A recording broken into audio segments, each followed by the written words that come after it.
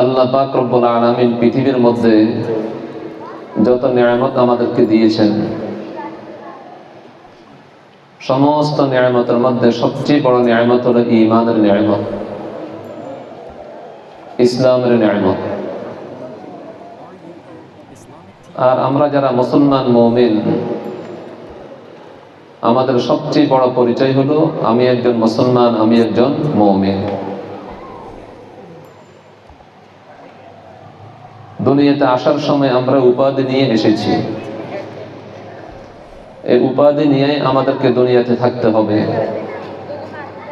এই উপাধি নিয়েই আমাদেরকে দুনিয়া থেকে যেতে হবে, এবং এই উপাধির উপর ভিত্তি করে কবরের মধ্যে আমাদের শান্তি এবং অশান্তির ফয়সালা হবে। হাসর ময়দানে শান্তি অশান্তির ফয়সালা হবে, ফুলসিরাতের মধ্যে শান্তি অশান্তির ফয়সালা হবে। এই পরিচয়ের উপরে ভিত্তি করে আমাদের জান্নাত আর জাহান্নামের ফয়সালা হবে। যদি এই পরিচয় নিয়ে আমরা দুনিয়া থেকে কবরে যেতে পারি, তো কবর হবে আমার আপনার জন্য জান্নাতের একটা বাগান। আর যদি এই পরিচয় নিয়ে দুনিয়া থেকে যেতে না পারি কবরে, তাহলে কবর হবে আমার আপনার জন্য জাহান্নামের একটা গর্ত।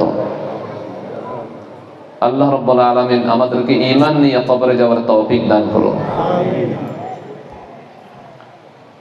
রাসূল কারীম সাল্লাল্লাহু আলাইহি সাল্লাম ইরশাদ করেন, আল কবরু রাওযাতুম মিন রিয়াজিল জান্নাহ আও হুফরাতুম মিন হুফারিন নার। কবর হয়তো জান্নাতের একটা বাগান হবে না জাহান্নামের একটা গর্ত হবে। যদি কবর জান্নাতের বাগান হয়, শান্তির কোনো শেষ নাই। যদি কবর জান্নাতের বাগান হয়, আল্লাহ তাআলা ফেরেশতাদেরকে বলবেন, আফরিশুহু মিনাল জান্নাহ ওয়ালবাসুহু মিনাল জান্নাহ ওয়াফতাহু লাহু বাবান ইলাল জান্নাহ। ও আমার ফেরেশতারা,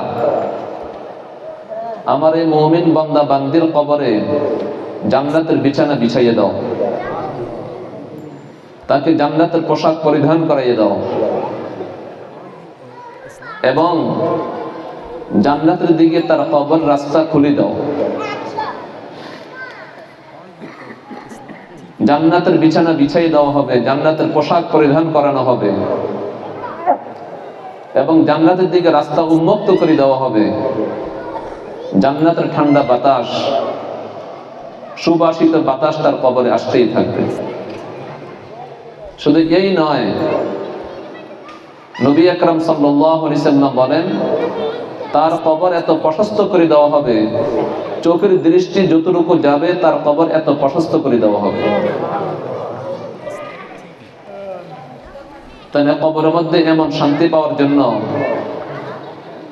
যেমন জীবনযাপন অবলম্বন করা দরকার, এমন জীবনযাপন অবলম্বন করা প্রয়োজন আছে কিনা বলেন? আছে। আল্লাহ না করুন যদি কবর জাহান্নামের গর্ত হয়, তো কি অবস্থা হবে? সেটাও রাসূল কারীম সাল্লাল্লাহু আলাইহি সাল্লাম বলেছেন। আল্লাহ তাআলা ফেরেশতাদেরকে বলবেন, আফরিশুহু মিনান নার ওয়ালবাসুহু মিনান নার ওয়াফতাহু লাহু বাবান ইলান নার। সে বেঈমান অমুসলিম, আমার হুকুম আহকাম মেনে কবরে আসে নাই, আমি আল্লাহকে সন্তুষ্ট করে কবরে আসে নাই, তার কবরে জাহান্নামের বিছানা বিছাইয়ে দাও, তাকে জাহান্নামের পোশাক পরাইয়ে দাও, জাহান্নামের দিকে তার কবর রাস্তা খুলে দাও। তাকে জাহান্নামের পোশাক পরানো হবে, জাহান্নামের বিছানা কবরে বিছাইয়ে দেওয়া হবে, জাহান্নামের দিকে রাস্তা খুলে দেওয়া হবে। জাহান্নাম থেকে গরম বাতাস, উত্তপ্ত গরম বাতাস তার কবরে আসতেই থাকবে। এরপর নবী করিম সাল্লাল্লাহু আলাইহি সাল্লাম বলেন, দুই দিক থেকে কবর এমন ভাবে চাপা দিবে, ডান দিকের হাড় বাম দিকে প্রবেশ করবে, বাম দিকের হাড় ডান দিকে প্রবেশ করবে।